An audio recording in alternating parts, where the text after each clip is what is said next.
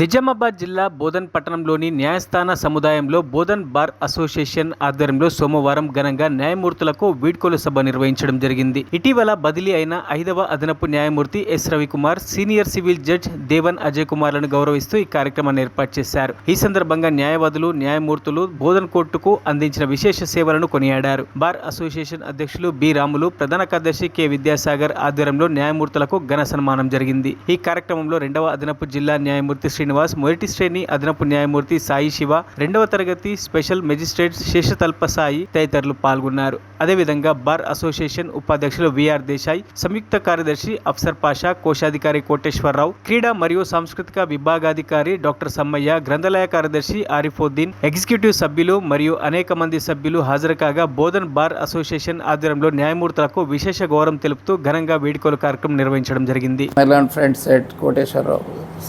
Both our officers have successfully completed their terms here, and with their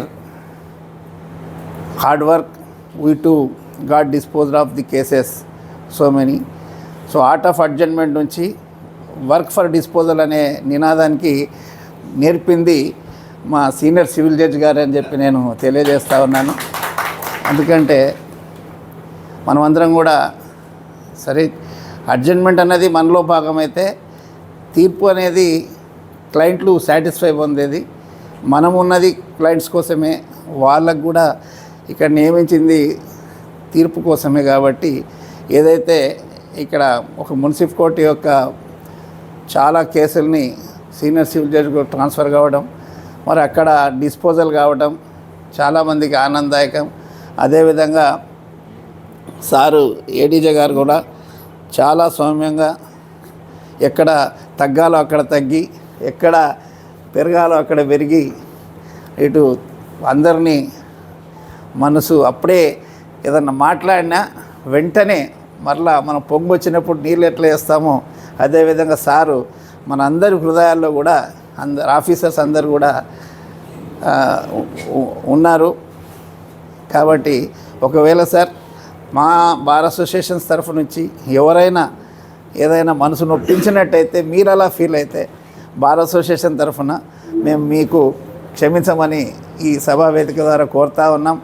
అదేవిధంగా మీ జ్ఞాపకాలను మేము ఎలా ఉంచుకుంటామో మీరు కూడా మమ్మల్ని కాస్త మీ హృదయంలో మాకు స్థానం ఉంచి న్యాయపరంగా కొంచెం మీ ఉండాలని, మరి ఇంకా పదవి ప్రమోషన్స్ పొంది జిల్లాకు ఇంకా పై అధికారులుగా ఇక్కడ రావాలని మేము భగవంతుని ప్రార్థిస్తూ, మరి నాకు ఈ అవకాశం ఇచ్చిన అధ్యక్షులు, సెక్రటరీ గారికి ధన్యవాదాలు తెలుపు. ఈరోజు మనకు ఇక్కడ ట్రాన్స్ఫర్పై వెళ్తున్న ఆఫీసర్ల గురించి మనము ఈనాడు వాళ్ళకు సాగనంపుతూ మనం ఒక సభ ఏర్పాటు చేసుకున్నాము. కానీ ఒక విధంగా ఏంటంటే మనకు కొన్ని విషయాలలో వాళ్ళతో సంతోషం ఉన్నది, కొందరికి కొద్దిగా బాధగా ఉండొచ్చు. కానీ వాళ్ళు వెళ్ళడం కూడా మనకు బాధ అనిపిస్తుంది. ఎందుకంటే మనం ఆ విధంగా అలవాటు పడిపోయినాం వాళ్ళతో. కాబట్టి కొత్త ఆఫీసర్ వస్తారు, మళ్ళీ అడ్జస్ట్ ఎట్లా కావాలో మనకి ఆఫీసర్ అడ్జస్ట్ అయ్యండి అని. కానీ అది ఉద్యోగ భాగంలో ట్రాన్స్ఫర్ కావడం అనేది కామన్. కాబట్టి వాళ్ళు వెళ్తున్నారు. ఇదే విధంగా మన దగ్గర ఏ విధంగా వాళ్ళకు మీద ప్రేమ, అభిమానం మనకున్నదో వాళ్ళు వెళ్ళిన దగ్గర కూడా అదే విధాలు దొరకాలని మనము అందరం ఆశిద్దాం. తర్వాత ఏదన్నా ప్రోగ్రాం తీసుకొని ఏడీజే గారి దగ్గరికి వెళ్ళంగానే ఆయన సరే చేద్దామని అనేవాడు. దాంట్లో భాగంగా చెట్లు నాటే కార్యక్రమం గురించి వెళ్ళిపోతుంది. సార్ ఇచ్చాడు కాబట్టి మనం చెయ్యాలి అని ఆ విధంగా చేసినాం. మరి అదేవిధంగా ఇట్లనే ఒక మీటింగ్ జరుగుతున్నప్పుడు సార్ అన్నాడు, మీరు ఏసీలు పెట్టుకుంటే బాగుంటుంది, మీరు ఏసీలు పెట్టుకోవాలా ఇది అని అన్నాడు. సరే ఆయన అన్నాడో కానీ మనం ఏసీలు పెట్టుకునే మనం వెళ్ళిపోయినాం. సార్ దాని వంతుకు కూడా నా వంతుగా సహాయం మీరు ఏసీలు పెట్టుకున్నందుకు 10,000 రూపాయలు మనకు బార్కి ఇచ్చాడు. అంటే ఇది మన బార్ పట్ల ఆయనకున్న అభిమానము, మనకు ఎంకరేజ్మెంట్ చేస్తున్నట్టు కూడా ఉన్నది. ఒక ఆఫీసర్ మీరు చెయ్యండి నేను ఉన్నాను ముందు ప్రకటిస్తే మనమందరం ముందుకు వచ్చేస్తాం. ఆ గొప్ప గుణం సార్లో ఉన్నది. కాబట్టి నాకు ఎందుకనంటే ఒక మోటివేటర్, మనకు సపోర్టర్, ఇది జ్యుడిషియల్ దీన్ని కాకుండా మనకు చేస్తున్నాడు అనేది ఆ ఒక కోణాన్ని మనం గుర్తించినాం మా సార్ దగ్గర. కాబట్టి ఇక్కడ నుండి వెళ్తున్నా కూడా కానీ సార్కు ప్రతి దగ్గర కూడా ఇదే విధంగా అభిమానము దొరకాలని మరొకసారి నేను కోరుకుంటున్నాను. జరుగుతూ ఉన్నది. ముఖ్యంగా నేను పీపీ అయిన తర్వాత ఏడీజీ గారి కోర్టులో సాధ్యమైనంత వరకు నా విధులు నిర్వర్తించేందుకు ప్రయత్నం చేశాను. సారథి ఒకటి అప్పీళ్ళు డిస్పోజ్ చేసేటప్పుడు సాధారణంగా నా అనుభవంలో నేను చూసినప్పుడు ఏంటంటే కింది కోర్టుదే సేమ్ కన్ఫర్మ్ చేసినప్పుడు చూశాను. కానీ ఇక్కడ సార్ పీరియడ్లో ఆ కింది కోర్టు తీర్పుని తిరిగి రాయటానికి ఏదైతే కోణాల్లో సార్ ఆలోచన చేస్తారో ఆ కోణంలో మా దృష్టి కూడా అంటే నా దృష్టి కూడా కొన్ని కేసులలో డిస్పోజ్ చేశారు సార్. అది చాలా గర్వించదగ్గ విషయము, సంతోషమైన విషయము. మొత్తానికి న్యాయం ఎట్లా చేయాలని చెప్పేసి తపనతో ఉంటారు. అదేవిధంగా కొన్ని కేసులలో గోపాలరెడ్డి గారు నాడు అన్న చెల్లెల కేసులో కొంత సజెస్ట్ చేసిన తర్వాత కాంప్రమైజ్ జరిగింది. పెద్ద ఇష్యూ అది, ఎక్కడికో జరిగేది. ఆ కాంప్రమైజ్ జరిగి ఇట్లా కాంప్రమైజ్కి ప్రోత్సహించి దాన్ని చేశారు. అదేవిధంగా క్రిమినల్ కేసులో చాలా జాగ్రత్తగా రాస్తూ మరి అటు బాధితులను కానీ ఇటు ముద్దాయిలను కానీ సమానంగా తీసుకొని పోతూ తీర్పులు వచ్చినాయని నేను భావిస్తున్నాను. అదేవిధంగా మన సీనియర్ సివిల్ జడ్జి గారు ఆయన ప్రతివన్నీ ఒకటే బెత్తంతో కొట్టేది అన్నట్టు, బెత్తం అంటే చెడితోనే, అంటే అందరినీ సమానంగా చూసి డిస్పోజ్ చేసే ప్రయత్నం చేశారు. కింది నుంచి వచ్చిన కేసులో చాలా క్రిటికల్ కేసును కూడా ఆయన చాలా ఈజీగా దాన్ని చేసి ఒక కేసులో తీర్పు రాస్తే 3-4 జడ్జిమెంట్స్ దాన్ని క్రోడీకరిస్తూ దాన్ని జస్టిఫై చేస్తూ రాశారు. నిజంగా ఇలాంటి ఇద్దరు ఆఫీసర్ల దగ్గర నేను పనిచేసినందుకు నేను చాలా సంతోషంగా మరియు గర్వంగా భావిస్తున్నాను. భాగం కాబట్టి ఎక్కడ చేసినా వాళ్ళు మంచిగా ఆరోగ్యంగా ఉంటూ ఈ న్యాయబద్ధంగా చేస్తారని చెప్పేసి భావిస్తూ వాళ్ళకు భగవంతుడు ఆరోగ్య చెప్తూ మంచి ఆఫీసర్స్ మాకు ఉన్నారు, వచ్చే ఆఫీసర్స్ కూడా మంచిగానే ఉన్నారు. నేను సెకండ్ క్లాస్ ఏటీజే గారు నిజామాబాద్ కూడా నేను పనిచేశాను. సార్ కూడా అంటే బెంచ్ మీద అది అన్నా చాలా కూల్ అయిపోతారు, చాలా చక్కగా రిసీవ్ చేసుకుంటారు. ఏదైనా సరే న్యాయం చేయాలి అనేది మాత్రం అదొక తపన అయితే కనిపించింది సార్ దగ్గర కూడా. అలా మంచి ఆఫీసర్స్ ఉన్నారు మాకు. కాబట్టి ఈ ఇద్దరు ఆఫీసర్లు మేము పంపించడము అంటే ఒక దిక్కు బాధ ఉన్నా పంపక తప్పదు. కాబట్టి ఇంకా మీకు అనేక శుభాలు కలగాలని, ఇంకా 1000 శుభాలు కలగాలని కోరుతూ నాకు ఈ అవకాశాన్ని ఇచ్చినందుకు ధన్యవాదాలు.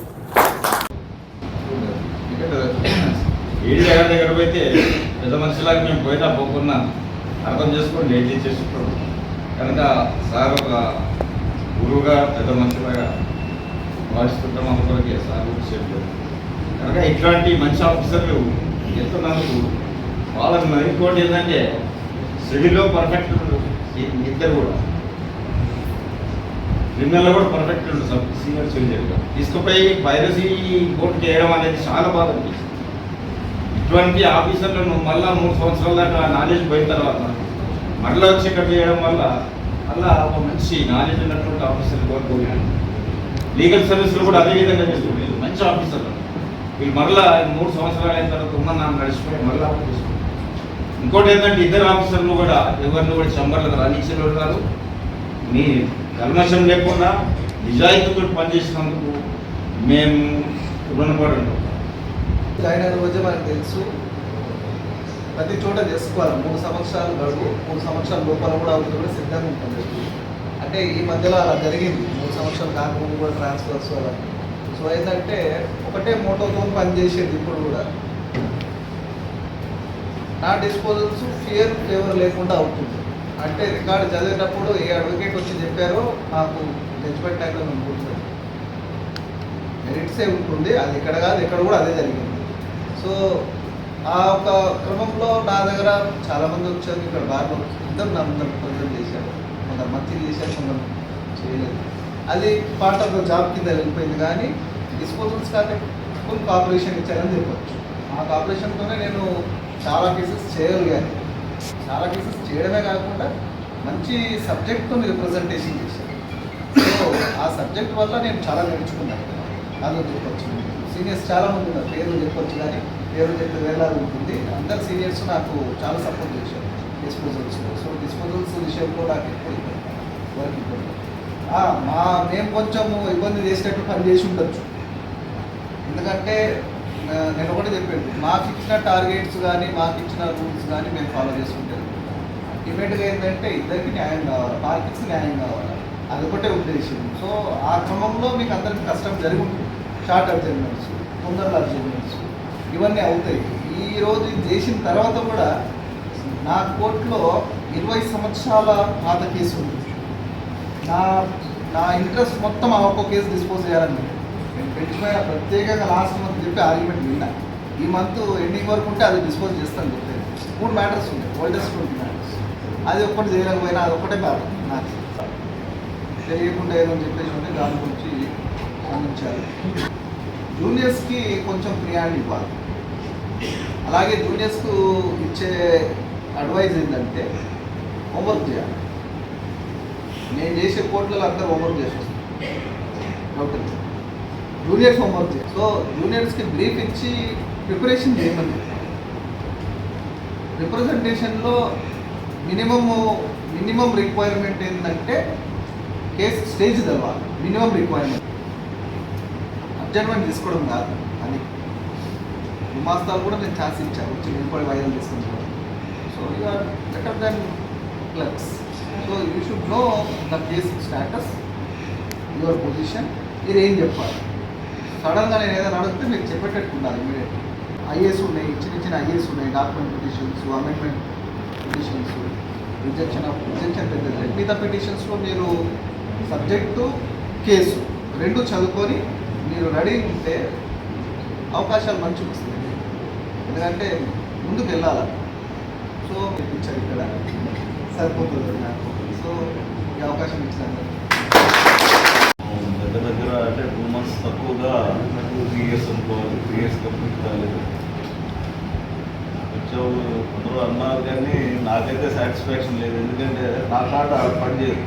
ఎవరు కూడా స్టాఫ్ పెద్దగా నాకు ముందు టైపిస్ట్ స్టెనో సరిగా ఉంటే మనం ఏదో చేయగలం కానీ అసలు నేను మామూలుగా యూనిట్ కోసం చూసుకోకుండా బెంచ్ మీద ఏదో కాలం నడపడం అసలు లాస్ట్లో చివరిలో చేసుకోవడం అలవాటు. ఈడేమో కొట్టకపోతే బ్యాస్టెడ్ స్థాయిలో టైపిస్ట్ చేసి చేయించుకుంటాం.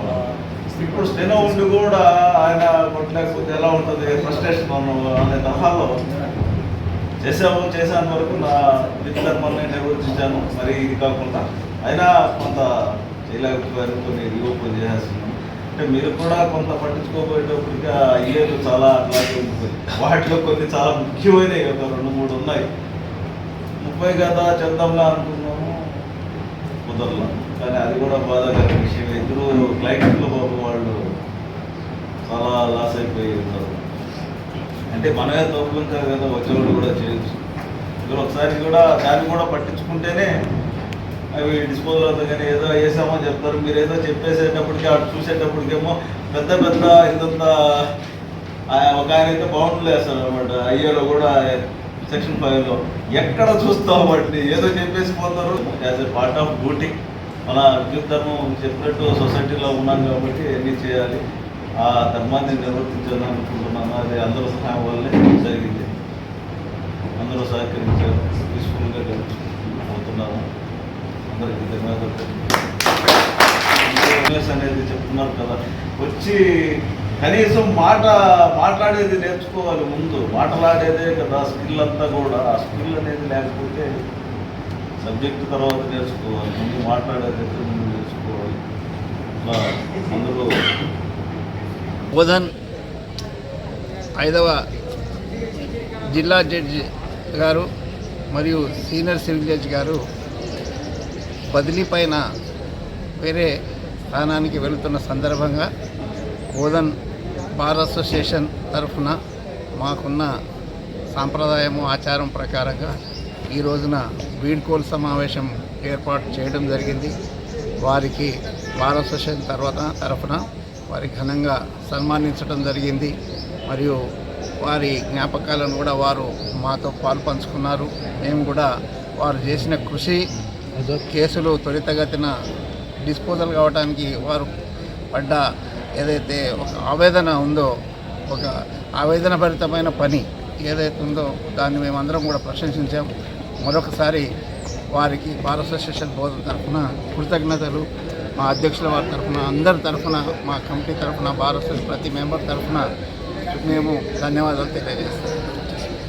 మరిన్ని అప్డేట్స్ కోసం మా ఛానల్ని సబ్స్క్రైబ్ చేయండి.